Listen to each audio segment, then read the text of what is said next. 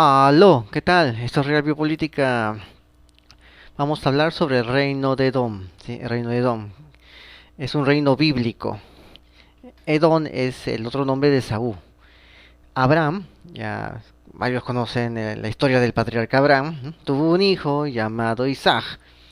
Isaac tuvo dos hijos.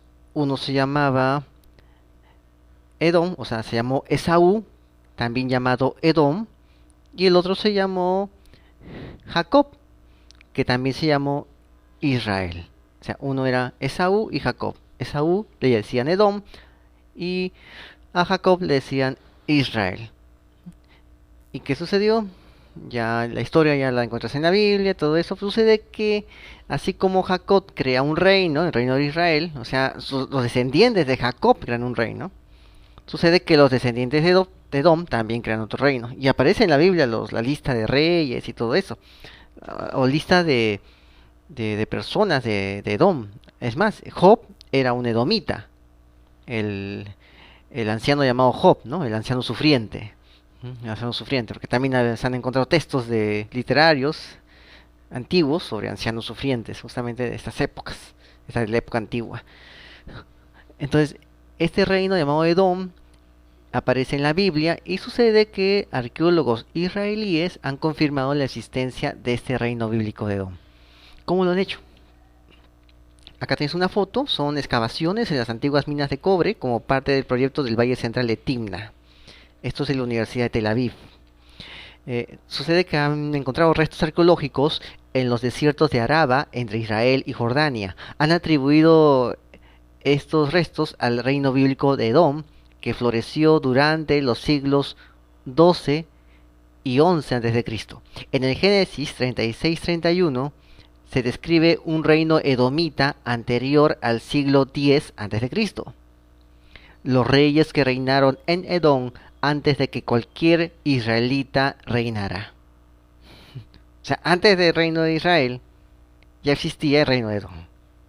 Eso es lo que nos quiere decir el Génesis. Pero no había evidencia de que eso existiera. Porque el registro arqueológico ha llevado a interpretaciones contradictorias de este texto. Pero sucede que un nuevo estudio revela la historia no contada de una sociedad próspera liderada por una red de alta tecnología del cobre. El cobre es utilizado en la antigüedad para producir herramientas y armas. Era el recurso más valioso en el antiguo Cercano Oriente. La producción de cobre es compleja, requiere de muchas etapas, de bastante conocimiento, de muchos niveles de experiencia. La fundición del cobre era esencialmente la alta tecnología de la antigüedad. Sucede que han encontrado en estas minas de cobre que están en Jordania e Israel. La zona de Jordania se llama Fainam, la zona de Israel se llama Timna. Han encontrado hallazgos para reconstruir la evolución y el refinamiento de la industria manufacturera del cobre a lo largo de 500 años, es decir, de medio milenio. Esto abarca desde el comienzo del primer milenio antes de Cristo, entre los años 1300 antes de Cristo, 800 antes de Cristo. O sea, el bronce tardío, cuando ya está terminando la edad de bronce y cuando está comenzando la edad de hierro. A eso se refiere. O sea, más o menos ya hemos hablado de los pueblos del mar también. Ya, los pueblos del mar son más o menos del 1100, 1200 por ahí. Y la historia que han encontrado acá, o sea, el periodo que han podido datar es de 1300 a 800. Entonces, han identificado datos aromáticos en la escoria del cobre descubierto en esos yacimientos de Aragua. ¿No? Acá te estoy mostrando una foto con un mapa de los principales enclaves productores de cobre en el Wadi Araba, ¿no? Entre Israel y Jordania. Está compartido la zona. O sea, que al final los países son delimitaciones, son líneas imaginarias. ¿Mm? Esas son las fronteras. Eh, Acá están las T's. Cada vez que dice T es una mina. ¿Mm? Es un sitio de minas. Los circulitos son sitios de minas. ¿Mm? ¿Qué sucede? Han utilizado la evolución tecnológica de los procesos sociales. O sea, han hecho un proxy, un sustituto. eh, Han hecho una simulación y han podido identificar y caracterizar el surgimiento del reino bíblico de Edom. Los resultados demuestran que sucedió antes de lo que se pensaba anteriormente y de acuerdo con la descripción bíblica. Los análisis sobre la escoria de cobre, el desperdicio de la extracción del cobre por fundición, muestran una clara caída estadística en la cantidad de escoria del cobre a lo largo del tiempo. O sea, cada vez había menos escoria de cobre que botaban. ¿Por qué? Porque aprovechaban más el material. O sea, podían depurar mejor. ¿Mm? Antes no era así. Antes, como en el desecho, también aparecía cobre. Pero llegaron a puntos en los cuales ya no había tanto cobre en el desecho, sino que podían aprovecharlo al máximo. ¿Mm? Esto indica que la producción se había racionalizado por expertos en eficiencia. Los investigadores atribuyen esta mejora a una de las invasiones egipcias, porque de un momento a otro aparece la mejora cuando ven las escorias de cobre de refinamiento. De un momento a otro aparece. Y dicen, ¿qué pasó en este momento? ¿Qué pasó en ese tiempo para que de un momento a otro hayan conseguido tal conocimiento para tener esta mejor producción en el cobre? Entonces, ¿qué sucede? Sucede que en la Biblia aparece otro rastro, una invasión egipcia a Tierra Santa, a la campaña militar del faraón Shosken I, o el Sichag, o el Sisag, el faraón Sisag bíblico, de la 12ª dinastía, de la 22ª dinastía, o sea, de la dinastía 22. Él saquea Jerusalén en el siglo X a.C. La nueva investigación indica que la intervención de Egipto en la tierra de Edom no estuvo acompañada de destrucción. O sea, solamente fue Israel donde hizo su campaña, ¿no? Su campaña militar. En Edom no hizo nada de esto. En cambio, desencadenó un salto tecnológico que incluyó una producción y comercio del cobre más eficiente. ¿Cómo fue este traspaso de conocimiento? No lo sabemos. ¿Por qué prefirió destruir Jerusalén? O sea, hacer un saqueo de Jerusalén, saquearlo, ¿no? A pesar de que Jerusalén era un país ya desarrollado, ya instituido, y decidió, quizás entregar esto, porque de algún modo entró la tecnología, entregar esta tecnología a los edomitas, que no estaban tan desarrollados, pero ya existían desde antes de los israelitas, ya existían, pero no estaban tan desarrollados como los de Jerusalén, ¿no? Quizás porque si le entregaba esta tecnología a los israelitas podrían rebelarse más seguido contra él. Pero mejor le da tecnología al que está menos desarrollado, creyendo que no va a poderse levantar lo suficiente como para hacerle sombra en la región. Porque cuando el faraón entra aquí, saquea Jerusalén, pero no destruye la tierra de Edom. Al contrario, aparece un salto tecnológico que incluye una producción y un comercio del cobre más eficientes. Acá te muestro las principales características de la organización de la producción y los canales detallados para la industria del cobre durante el bronce tardío y la edad de hierro temprana. ¿Qué sucede? Aparece una estandarización de la escoria en la segunda mitad del siglo X a.C., desde los sitios de Fainán en Jordania hasta los sitios de Timna en Israel, un área de unos 2000 metros cuadrados, lo cual ocurrió justo cuando los egipcios entraron en la región.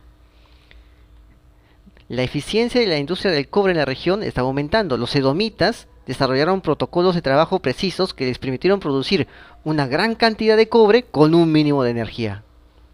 Y para un sitio como Edom, donde los recursos energéticos, los combustibles son tan escasos, eso marcaba la diferencia. Pero Egipto en ese momento era un poder débil. Si bien su influencia en la región era clara, porque no tenía competidores en la región, probablemente no controlaba la industria del cobre, que seguía siendo una empresa local de los edomitas. Y para tener mejor cobre, les habrán pasado la tecnología. ¿Sabes qué? Te voy a dar unos tips sobre tecnología de cobre y tú me vas a tener a mí como principal cliente. ¿Ok? Y no te voy a aplastar como estoy saqueando Jerusalén. Así como estás viendo que estoy sacando Jerusalén, no voy a hacer lo mismo con tus tiendas. Pero te voy a ayudar en esto y me pones de cliente. Me pones en tu cartera como cliente VIP. Prácticamente esto fue lo que pasó. Acá voy a mostrar fotos de recolección de muestras de escoria y carbón, donde están las finas capas de desechos tecnológicos bien datadas por carbono. Esto proporciona un registro detallado del cambio tecnológico en el Edom bíblico. También se excavaron más de 6 metros de desechos de producción de cobre en la zona de Jordania. Los materiales que han excavado y otros aquí y en otros lugares se usan para rastrear más de 4 siglos de evolución tecnológica y social en el Edom bíblico. Sucede que Egipto era consumidor de cobre importado y tenía un interés en racionalizar la industria. Parece que a través de sus lazos a larga distancia, estos fueron un catalizador de innovaciones tecnológicas a toda la región. Por ejemplo, el camello apareció por primera vez en la región inmediatamente después de la llegada de Shoken, o sea, Sisak primero. Los hallazgos que han encontrado contradicen la opinión de muchos arqueólogos de que el Aragua estaba poblado por una alianza de tribus y son consistentes con la historia bíblica de que aquí hubo un reino edomita. O sea, porque lo ven nómades, creen que no están organizados, ¿no? Sí lo están. Tienen su rey, tienen todo ahí. Tienen sus instituciones, tienen todo, solo que no tienen ciudades. Eso es lo que les falta. Sucede que tienes una floreciente industria del cobre y esto solamente se puede hacer con una política centralizada y jerárquica. Y esto se ajusta a la descripción bíblica del reino edomita. También estoy colocando fotos de las minas de cobre de Timna, que están a 35 kilómetros al norte de un poblado llamado Eilat. Ahí está, ahí ves la mina de cobre. Es un poco... es una cueva, ¿no? Es una... Imagínate caminar por ahí, ¿no? Pero ahí está la mina. Aunque nunca se había dudado de la existencia del reino de Edom, se asumió ampliamente que había surgido a finales del siglo 8 a.C. Ojo, vas a leer textos de historia que dicen 8 a.C., finales del siglo 8. O sea, del año 800, ¿no? En la meseta edomita, la meseta edomita, ubicada en Jordania, cerca de Petra y al sureste del Mar Muerto. Pero sucede que antes de que construyeran su capital en esa meseta, los edomitas ya eran un reino complejo, organizado, solo que seguían siendo nómadas. Habitaban tiendas de campaña. No tenían pueblos, ciudades, villas, pero contaban con cementerios y sitios de fundición. Esos eran sus únicos asentamientos permanentes, cementerios y sitios de fundición. Pero al final los edomitas tuvieron que asentarse en ciudades de la meseta, construyeron poblados a lo largo de las rutas comerciales.